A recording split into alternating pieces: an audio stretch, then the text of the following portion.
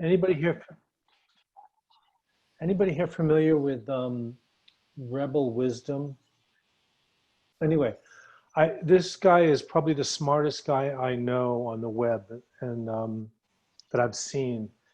And I was just on another call tonight, another Zoom chat, and there's about 100 people on it, but he was talking about how no, it's not nootropics, it's he's like an information theorist, but he Schmachtenberger or something, but he is saying that the food supply chains are in real danger. So he's very concerned about it. So that makes what we're talking about all the more urgent. I mean, I would even consider, I really trust his perspective. He might be a bit of an alarmist, but anyway, without getting into details, he says the global food supply chains are seriously impaired. So anyway, the reason I'm here is and talking to you is because I'm a medicinal plant aficionado, and I specialize in medicinal and edible plants of the tropics. And it seems to me that this is a really good time to start putting together to connect the dots between medicine growing as a commercial crop and lining us up with what could grow in the islands and what we could then distribute to medicine makers in Hawaii and perhaps other places. So I'm very interested in, I'm just going to donate my time, but exploring what plants could grow here in the islands and what ecosystems, what agricultural zones that are medicinal. Not psychedelic, non-psychedelic things, but not, other people are handling that part. But there's, I think there's an upsurge in, there's going to be a huge upsurge in natural medicine in the next 3 or 4 to 5 years, if not more. And I think the market's going to really increase. And why did you say that Michelle was weird? Michelle was what? You said what? Oh, somebody's mic is not muted. If you're not the speaker, please mute your mic, everybody. So yeah, I think Tim, you need to mute your mic, buddy. Thank you. I did it. Great, thanks. So so I think there's a really unique opportunity for us right now, to put in place not only an island-wide food distribution service system, but also a way to monetize that, to do value added that could be really, I don't know, maybe I'm being overly optimistic, but I think it could be really, I think if done well, could work. So that we have, I don't know, when I first moved to the islands, there was, oh my Lord, there was probably almost, I think 230 acupuncturists, and that was in 1991 in Hawaii. So there, I'm imagining there are now at least 1,000 acupuncturists. Most of those acupuncturists will use herbs. So if we can create, and there's also people making medicinal, plant medicines here. So I think if we're clever and we look at, we look at the markets carefully and see what'll grow and what people either practitioners can use directly, or we can turn into value-added products as farmers. Yeah, so I'm just open to anybody that wants to work with me on this to see if we can create something of value for the islands. That's kind of it. There's not much more to it than that.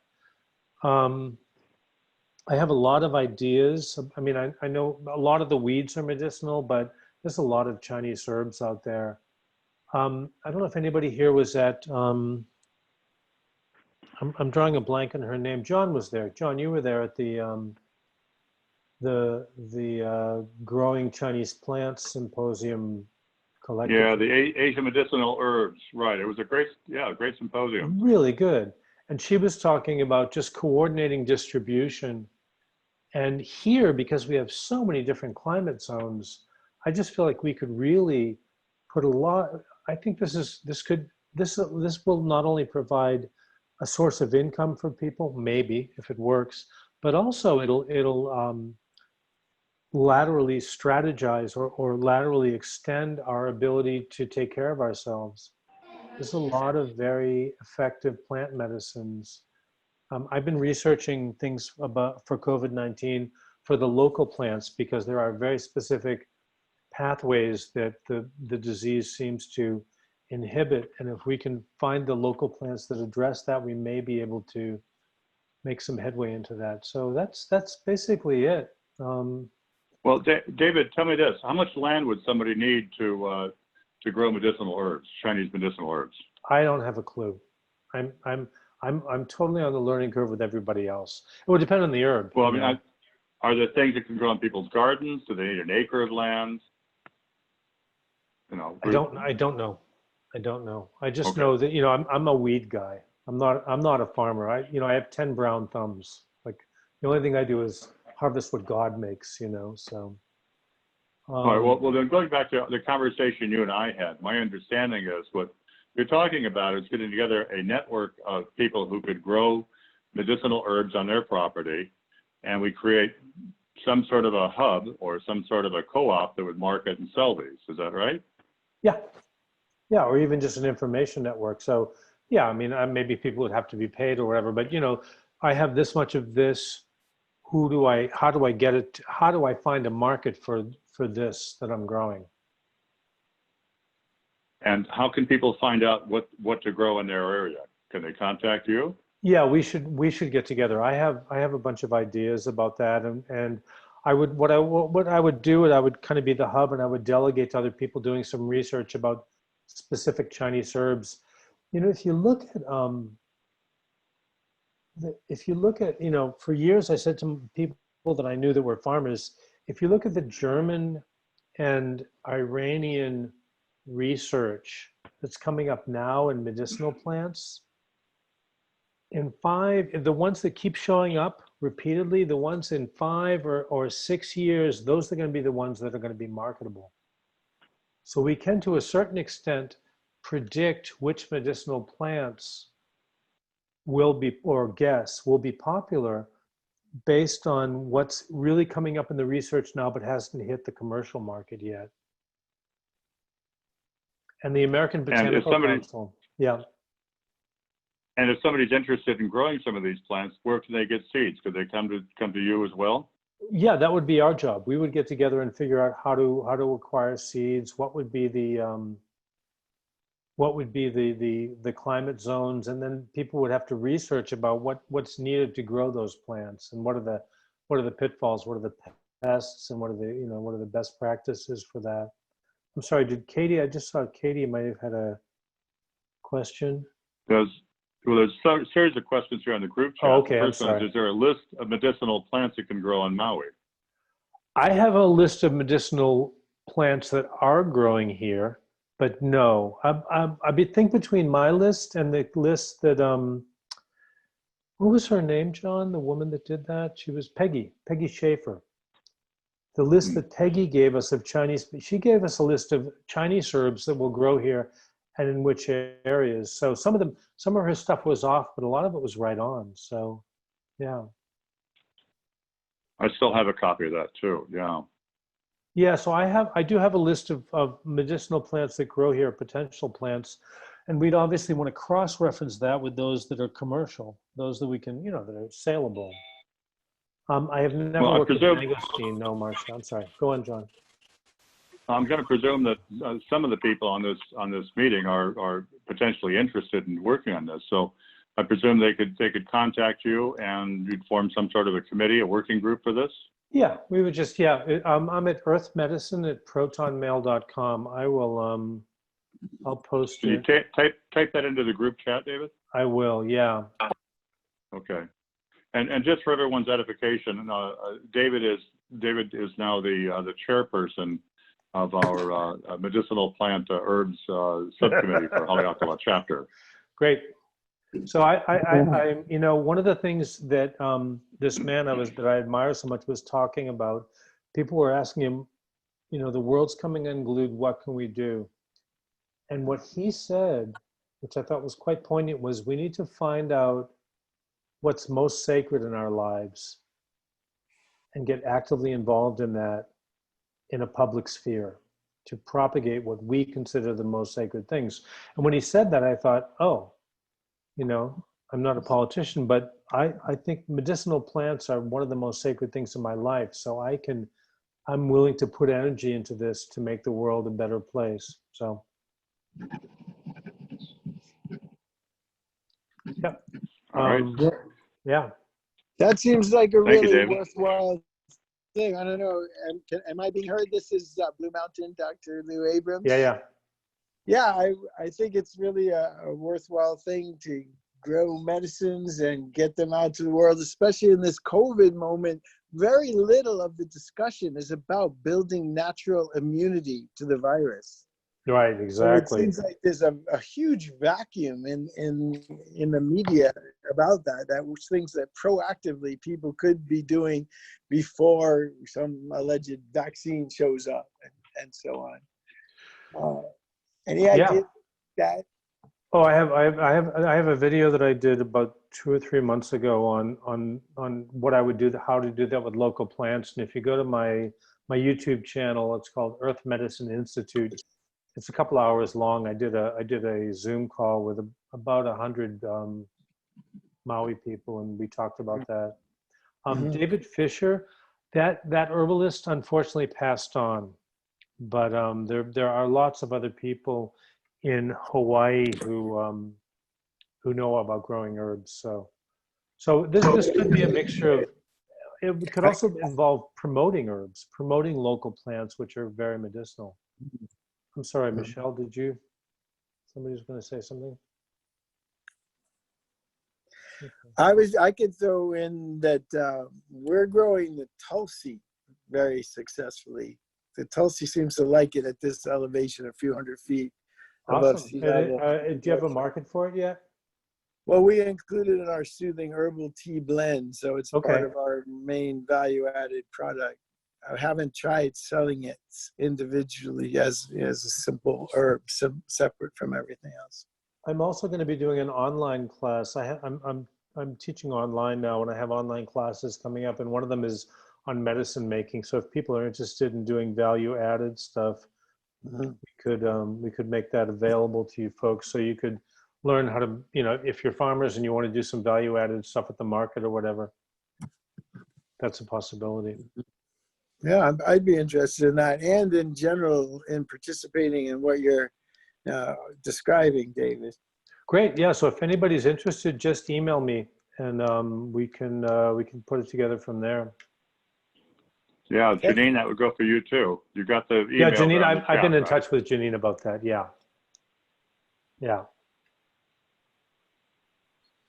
It's All right. interesting about the scale of growing herbs. Like you can grow a whole lot of gotu kola, and once you dry it, it shrivels up and disappears to almost nothing. So I don't know how you do the economics.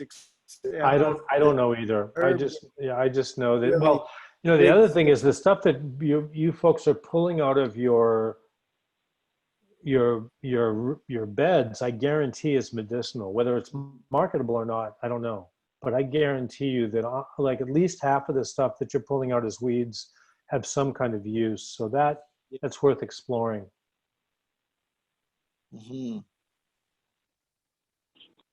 All right. Yeah. Thank you, David. Thank you very much. You're so welcome. I will mute out. Thank you. Hey, David, I have a question, John. I have a question for David. Yeah. Sure. David, this is Vincent.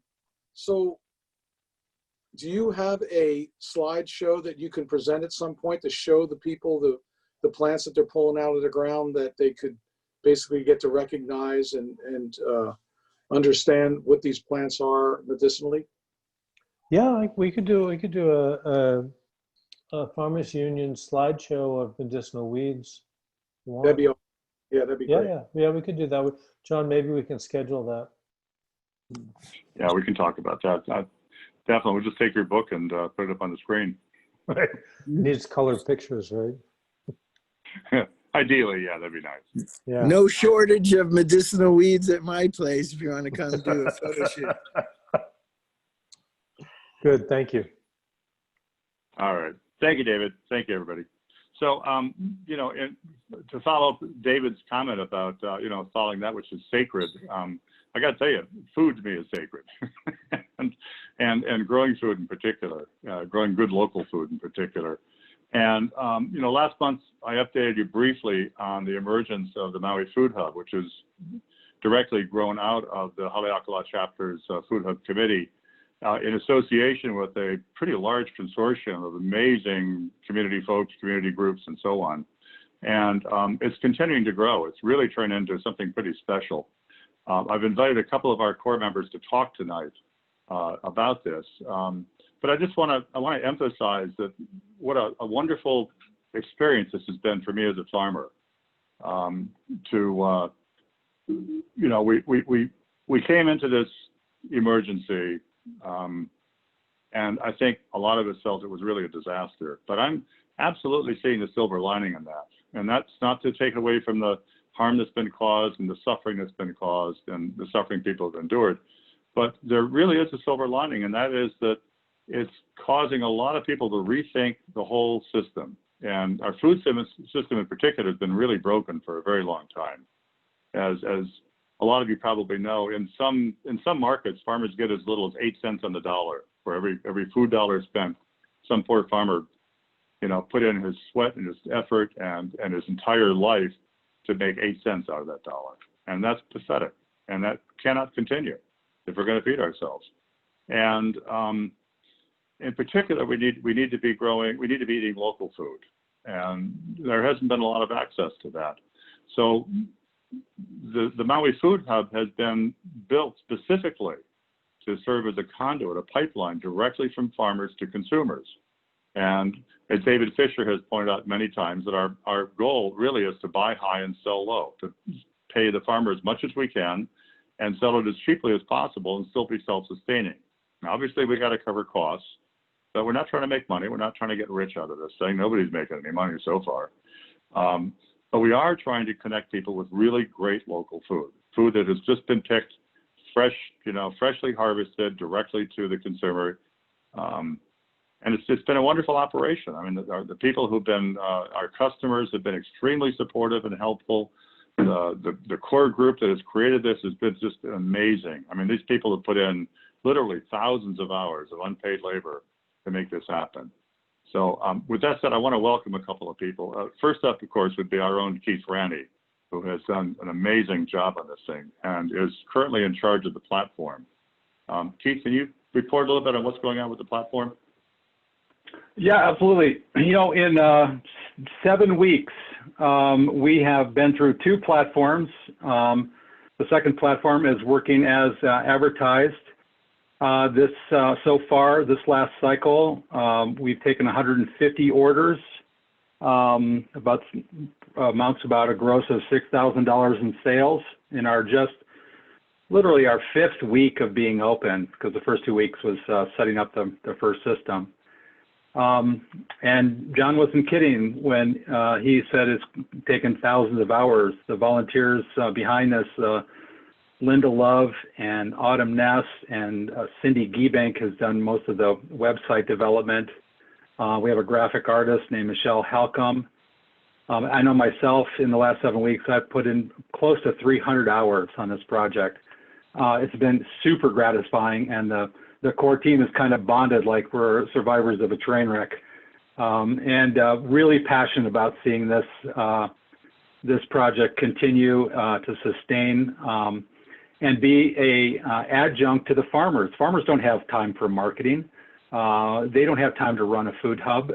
They need people that are tech savvy and communication savvy and customer service savvy to represent them and get their products out in the market. So my hat's off to the Haleakala chapter, first of all, for blessing this project, to your president, John Dobovon, who's just a heck of a guy, who's you know, had the vision to lead this thing, and my colleagues, and then the Farmers Union itself, at the state level, without the infrastructure and the funding that they were able to pour through to make this thing work for us, it's a collaborative effort. And so thank you to those that have shopped through the Hub. The Hub is still open for another 38 minutes. And we'll be happy to see you at one of our 4 pickup spots at UH Maui College or in Lahaina or Kihei, or now also in Upcountry at the Kulamalu location. Who's next there, John?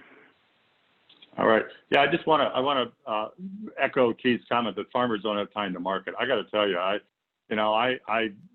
confess I was one of the prime instigators in this thing initially, but I really had to back off. I got a farm to run. There's no way on earth that I could have pulled this thing off to any level whatsoever. And it's been this group that's really made this happen. And one of the prime people who stepped up on this was the one that pointed out that our biggest problem was we were trying to operate as a committee. And, it has to be a business on some level, and you can't run a business by committee. So Linda Love really stepped up big as our interim executive director. And Linda, can you talk a little bit about that? Linda Love? Huh, interesting. Linda Love's gone. Okay, well, all right. Well, anyway, I just want to credit Linda Love for doing an amazing job and helping pull all this stuff together. Another individual who has really gone to bat on this thing has been Autumn Ness from Beyond Pesticides. And Autumn, in addition to the money we raised from the county, the money we raised from the county was we were only allowed to spend that on buying produce. We could not use that for anything except buying produce. So we had a huge problem. We had to pay bills. We had to buy, paper bags to put food into. We had to pay for help and truck rentals and a lot of other stuff. And Autumn went to some of her people and raised $20,000 to cover the overhead to get us started. And she's been continuing to be just an amazing person. She's been writing grants, and she's been heavily involved in the future of this thing. So Autumn, can you talk a little bit about that, please? Sure. Hi, everybody. First, I just want to echo everything that John and Keith said. I feel a little bit guilty that through all of this crisis and COVID economic collapse, all I can see is the opportunity, because really we needed something big to shake up our food and ag system. And I can't think of any better result than something like the Food Hub and the possibilities that it brings for connecting farmers statewide. Like John said, I have been really trying to think next step ahead so that this can help farmers on Maui long term actually expand production, and then kind of change the way we do things long term. So I guess I'll kind of go into that. Right now, it's been cool watching this team think short, medium, and long term about everything we do, right? Because we're starting a business in a crisis where we don't have contact with anybody, so we had to do these pickup points in the middle of a parking lot out of the back of a refrigerated truck. And so that was short term. Midterm is, businesses are going to start opening up and maybe not have the foot traffic they had before with the lack of tourism. So midterm, my hope is very soon for us to get out of the parking lots and have local businesses who need foot traffic become the pickup spot. So right now in Lahaina is a really good example of that. Lahaina Choice has been our pickup spot since the beginning. And that benefits us because we can just drop the orders there and don't have to stand there for hours. And it benefits them because people go get their bag and then they get a smoothie while they're there or something. So they've been a really beautiful partner. And that's what I see happening in this midterm. We have a few people in Kihei that have said they would do that. I see that happening around the island. And then long term, we have to think about, we're going to need our own facilities soon, but we can't pay for that yet. So we're just going to find these mutually beneficial relationships to kind of ride as we grow. And it's been really beautiful so far. Let's see. So also, when we started doing this, we were really afraid that we're getting all the produce from the hotels and restaurants, but what happens when the hotels and restaurants open back up? You know, are the farmers going to go back and sell their produce to them because they're frankly maybe an easier customer? So what do we do? How do we build capacity so that we can supply our local residents with this really good produce and have enough to supply the hotels and the restaurants when they come back online? So that was part of the intent behind getting the county funded micro grants. I don't know, did you guys hear about the micro grants that are in the budget? Anybody not know? Tell us a little bit about it. So, okay, so usually the county of Maui gives about $4 million a year to the Maui Visitors Bureau to, you know, advertise Maui and to increase tourism. So this year would never have happened in a different year. This year, we got them to bring that amount of money down to about $1.5 million. And they put $2.5 million into a specific account for micro grants for farmers. And I helped Councilmember Rollins write the wording about who qualifies for this grant. And we did so very deliberately in a way that it will benefit people who don't normally qualify for like the USDA aid. You don't have to have a minimum sales, which is huge because if you look, a lot of our farms are only making like $3,000 to $5,000 a year in sales. They would never qualify. You don't have to have a minimum sales. You have to be under 12 acres. It gives preference to Hawaiian farmers and women farmers and people who are farming on Kuleana land. The max grant is $25,000, and we're working on the application process right now to make it very, very simple. And the concept is we want people who are producing food now, who just need a little something to support their ability to upscale. So like, what do you need? A tiller attachment? Do you need like irrigation infrastructure? Do you need a better washing and processing system on your property? Like, what do you need? How much does it cost? And we'll get you the cash. And we made it also specifically so it's not reimbursable. It's not a reimbursed grant. A lot of grants, you have to put the money up front and then you get reimbursed for that, and that's crap. So these are not reimbursements. They're like, they will pay the invoice for you, you know? So just to clarify, I am not the one administering the grants. I'm just watchdogging the process to make sure that everyone who can benefit from these knows that the process is active, and I'll be helping people with their applications and stuff. So anyway, that money, just for your information, the fiscal year starts in July.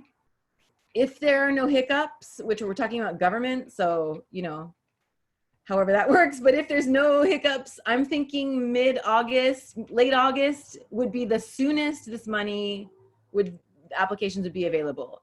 If things happen the way they could happen, September, October. But anyway, the point is that we're thinking if the Food Hub can take all the non-farming activities away from farmers and handle the sales and distribution of the produce, and the farmers have the brain space now to think about how to scale up their production, and then the county gives them the cash to support that, then hopefully as our economy starts to come back online and the tourists come back whenever that is, and the restaurants and hotels start to open up, hopefully there will be enough produce to supply both markets, and we'll actually be feeding a growth of locally produced food. That's the goal, right? Let's see. And so a lot of this, as we're writing grants and we're talking about budgets, the really exciting thing is the job creation potential. Like even now in our fledgling stages, the Food Hub is paying out a decent amount of labor. It's a labor intensive thing to pack orders and to drive them out everywhere. So I'm really excited about the job creation this is going to create especially as we see like an increase in the value added products, which you guys know all about, the value chain. You know, when a farmer grows food and puts it out into the community, the job creation that happens is pretty magical. So I think that's maybe it. Yeah, that's it. Thank you, Autumn. Thank you. Yeah, I want to echo what Autumn is saying, because this really is huge for farmers.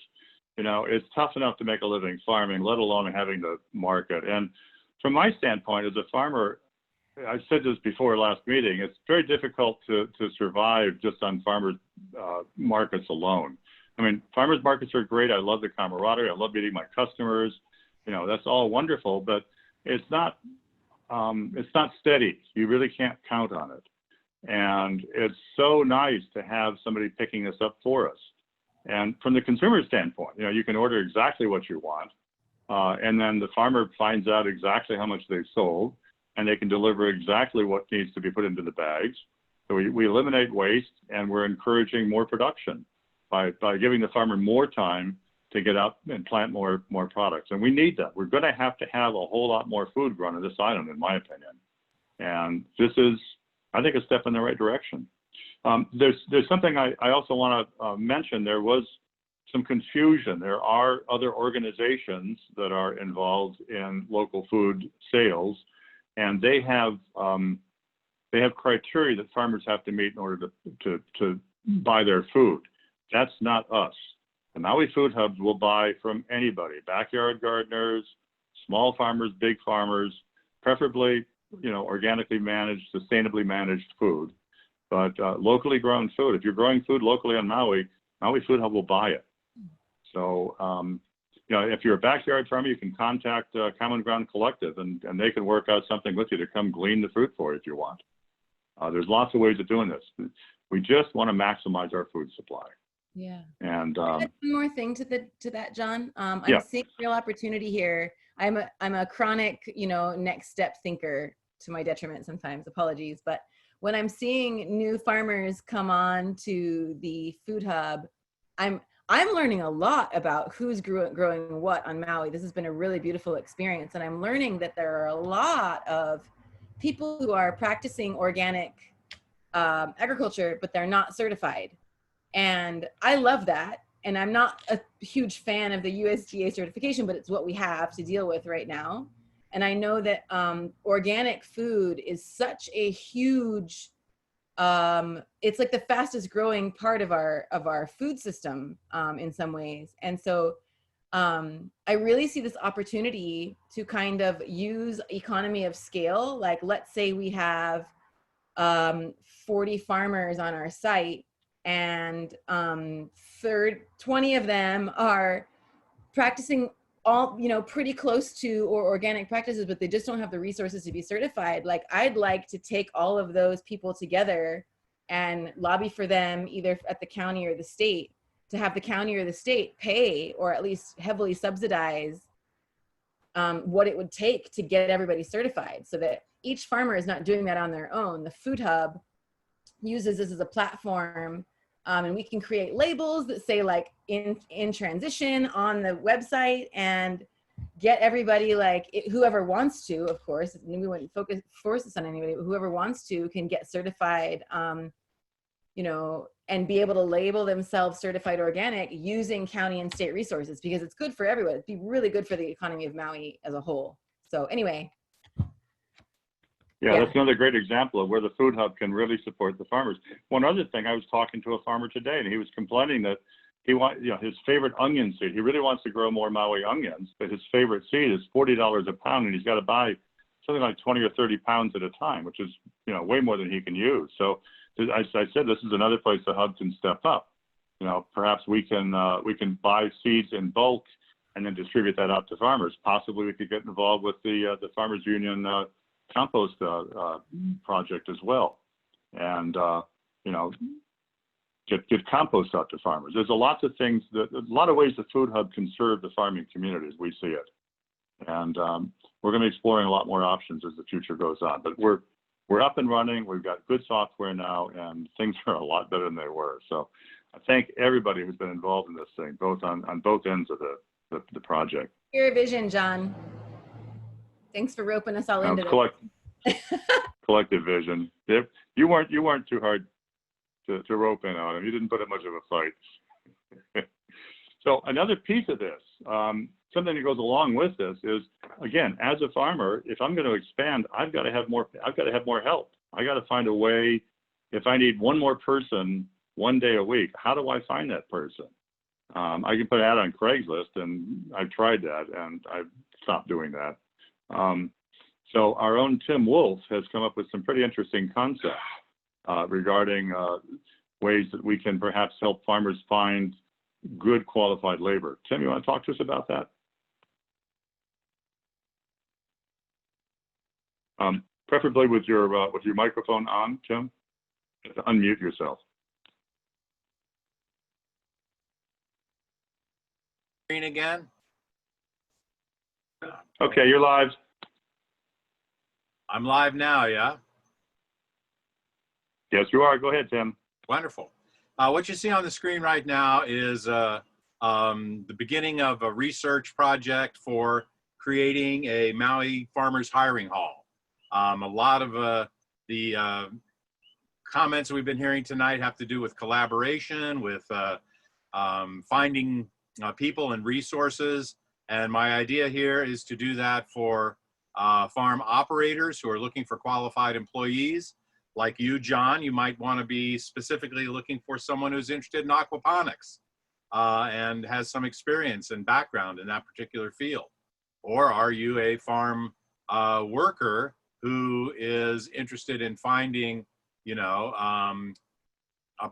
employment and has a particular skill set that would be useful for a certain kind of farm operator? Maybe you're good at irrigation, or you know how to run a backhoe, or you are that person that John is looking for who's had some aquaponics experience, or you know, any one of a number of things that could be contained in the database about who you are.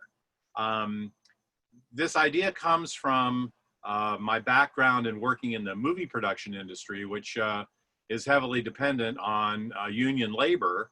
And what I'm interested in doing here is to create a situation where the farm operators or producers can get together with the farm workers or technicians and share a space where the operator knows that they're getting somebody who is competent in the area that they say they are, who they'll be responsible for running the farm business, for providing a safe and stable kind of work environment, and for agreeing to, you know, to support the farm workers according to the outlines of the hiring hall or the union. I hesitate to call it a union because it wouldn't be necessarily the Hawaii Farmers Union United or any other particular kind of union operation, but more of a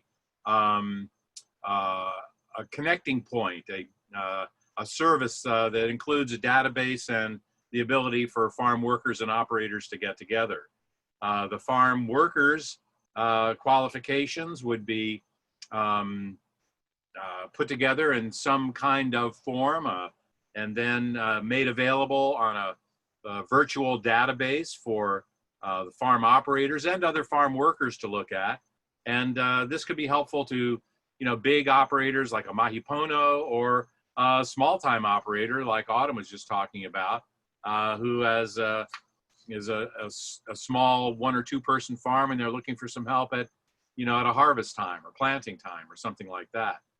So what I'm looking for right now is input from people who are in the farm world, us, you, and people who are interested in participating in something like this, to make contact with me at the information you see on the screen, preferably emailing me at haikumauifarmer@gmail.com. I'm certainly open to taking telephone calls, but I think an initial contact there where we can share some information back and forth. I'll send you a simple précis that I've put together, an introduction that explains essentially what I'm thinking about, and solicit your ideas to flesh out this concept.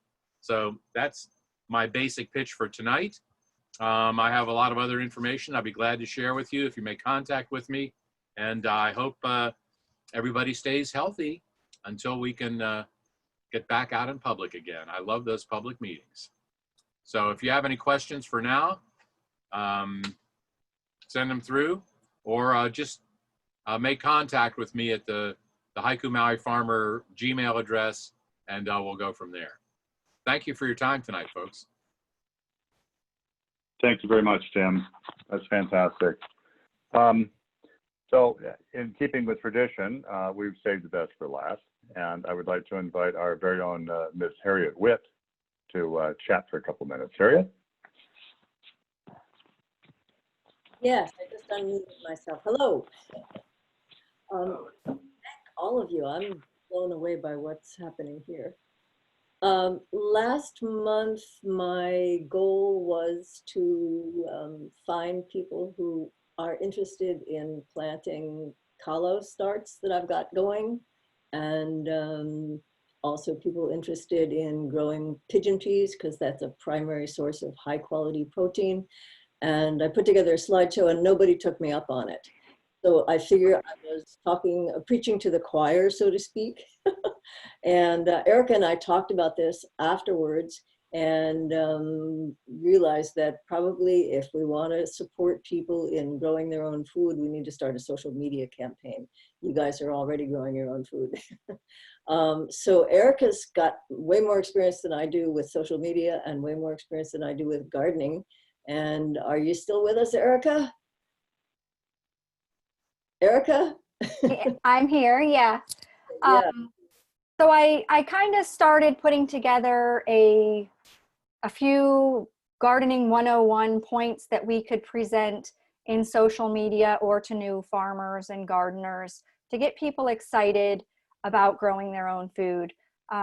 I work at South Maui Gardens, and I get a lot of questions that kind of blow my mind. I'm like, wow, people really don't know like the very, very basics of stuff. So I don't want it to seem like I'm talking down to you all, because I know I have so much to learn from everybody in this meeting. But I just want to share with you some things that you may find helpful when talking to people in the public or encouraging your neighbors to plant. When I started at the garden, I kind of assumed people were knowing a lot more than they are. And I really, really am excited about getting people enthusiastic about farming and growing their own food. I know just from experience that little children, if they grow it, no matter how bad it tastes to them, they will eat it. So I have a little slideshow, and this is just a start of what I would like to kind of do for our social media campaign. I just need to figure out how to share my screen here. It says host disabled attendee screen sharing. Should be down at the bottom of your screen. So share screen. I did that, and I got a little box arrow that says it's disabled, host disabled. Oh. Well, That's let's rude. talk to the host. He? Oh yeah, that's me. Let's see. How do I? I'm not sharing anything. Make her co-host. Go to her name on What's that? to make her co-host. Oh, I have there's to a good idea. co-host? Okay. You're going to be a co-host as soon as I find you here. Okay. Let's see here. There you are, Erica. You're on a different screen here. Hold on. Okay. Look at all those faces. There you are. Yeah.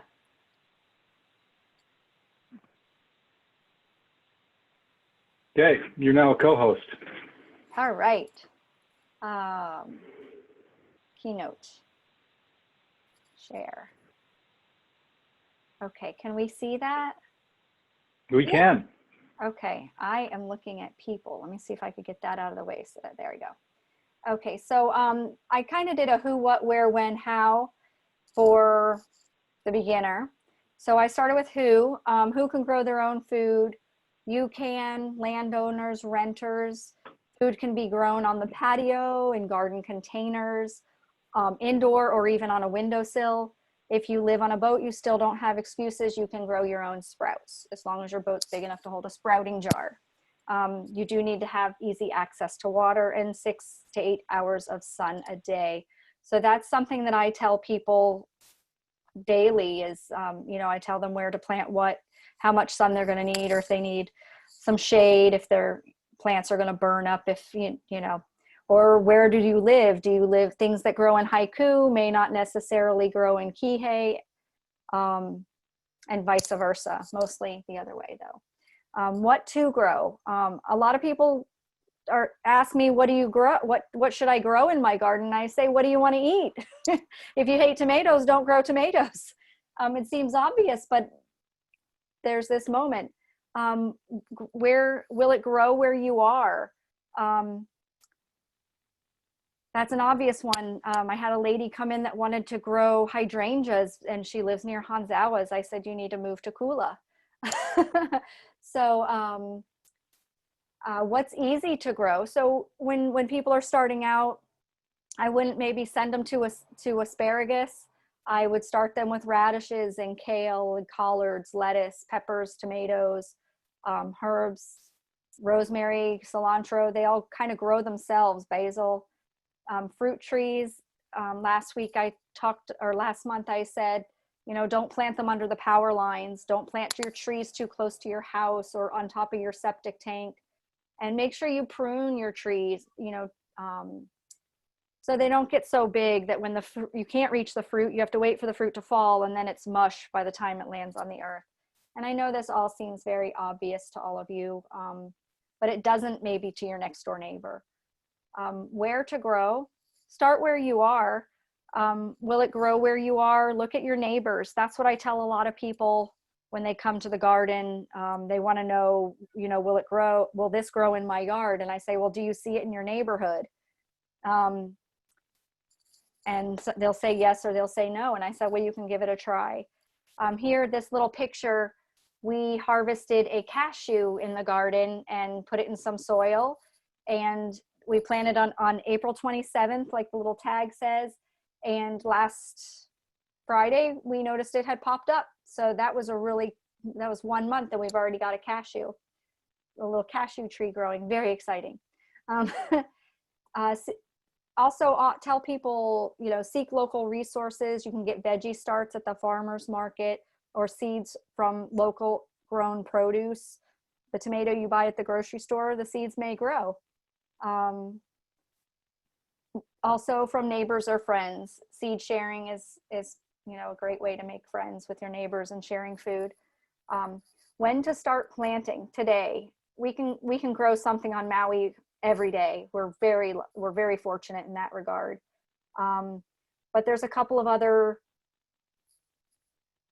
more complicated ways, not too complicated, but more advanced ways, is research planting with the moon, or look at a local planting schedule for your area. How much to grow? I like to tell people start small. Once you get the hang of it, you can add more. If you bite off more than you can chew, the garden will become a chore for you. That's a little Dr. Seuss poem I just made up. It wasn't Dr. Seuss, it was Erica Seuss. Gardening can be as simple or as complex as you want it to be. You can get very sciencey with this, or you can just throw some seeds in the ground and throw some dirt on top and voila, free food, especially on Maui. This is our tortoise George at South Maui Gardens. This is lettuce that I grew in my garden for him. How to get growing. Consider your sun and water requirements. Make sure people have good organic soil. A lot of people are talking Miracle Grow, and I'm like, no, don't do that. I make sure that they know that they need to get good organic soil and make that investment, and also to compost their veggie scraps. Spacing and seed depth is important. And also another thing to make yourself a little more advanced would be companion gardening. And there's a lot on the internet about that, and the moon phase gardening as well. And label what you're growing, and you can journal what you planted, when, where, so you can look back on it and learn from your mistakes or learn from your victories. Farming and gardening can be very physically challenging at first, also to those that regularly work in air conditioning or sit behind a computer. And I let them know that's another great reason to start small, so it is a fun thing to do and it doesn't become work. Pests and beneficial insects and spiders. Diversifying your crops is something I'll tell people to do also. Don't put all your kale together, don't put all your basil together. Put your tomato, mix it up, but also refer to your companion gardening on the internet, because your cucumbers don't want to grow with your tomatoes, and vice versa. But tomatoes and basil go really well together. You'll want to attract predatory beneficial insects like this lovely praying mantis here that I found in the garden. Ladybugs are also good. I used to keep a bowl of water in my garden to encourage the toads to hang out in there because they like to eat whatever they eat, slugs, snails, I don't know, but they really, they're really good in there. Chickens and cats will do a lot of damage. As you can see, there's my cat Pleiades laying in the spinach underneath the wire mesh I put to keep her out. So I was outsmarted by my adversary there. Lots of reasons to tell people to grow their own food. I'm not going to read it all to you, but economic, environmental, exercise, education, community. It's a great way to make friends is sharing your food. We're always making friends. People walk by the front yard and we'll hand them a cucumber or some tomatoes while we're out there. It's sustainable. It's good for your health, spiritual, one with the land, the sunshine, and the family that grows together grows together. Here's some recommended resources that I like to have people look at. John Kohler, Reba was telling me she had met him. I love his growingyourgreens.com and his show on YouTube. And I found a guy called Rob Greenfield. He ate only what he grew for a whole year, and he was just a beginner. And if he didn't grow it, he didn't eat it. He moved to Orlando so he would have a good way to do, good weather to do that in. And he's got a YouTube channel. You can find him as Rob Greenfield. And I put here's a little sheet about companion gardening and planting by the moon. It's all on the internet, super easy to find. You don't even need to keep it in your brain anymore. Just, refer back to the internet when you need to know. But that concludes my little 101. Thank you, Erica. Harriet, a question came in. How many pounds of pigeon peas would a plant produce on an average every year? Any sense on that? I can't translate. All I can tell you is the pigeon tree bush is very prolific, and if they're planted close together and they're kept trimmed, they basically become a hedge. And I was told that during World War II, it was those pigeon pea hedges that kept people alive because the boats were not bringing food in. I've got lots of pigeon pea seeds, but nobody has taken me up on it. I've also got a plant that's about 2.5 feet tall and ready to go if somebody wants it. I definitely want some. Thank you. I definitely do want some. I wanted to clean the cane grass along the guardrail near our house, and the city came and did it for me, the most of it. So I just need to clean that up. And I think pigeon peas would be perfect to put along there because they won't get too big, and there's power lines just above the guardrail. So, yeah. Box in my garage, just waiting for. I'll come see you, Awesome. Harriet. I'll come around the block. Good, you know where to find me. I do indeed. All right. Thank you both very much. I think David Bruce Leonard had one more thing he wanted to say. David, can you unmute yourself? Yeah, thank you. I have a friend, or I had a friend, he's moved since on Oahu. His name is Gabe Sachter Smith. And I did a video of his garden, and a lot of the plants that we grow here are not suited for tropical climates, but we kind of force it. So I did an interview with him on plants that he thought would grow better here, that were actually almost invasive, but required a lot less effort. So I'm going to post it down here as alternative crops for Hawaii. Now, this isn't necessarily commercial crops. This is for basic food. But if you wanted crops that would grow well here, Gabe is your man because he's a total plant genius. So that's all. Thank you. I posted it on the chat.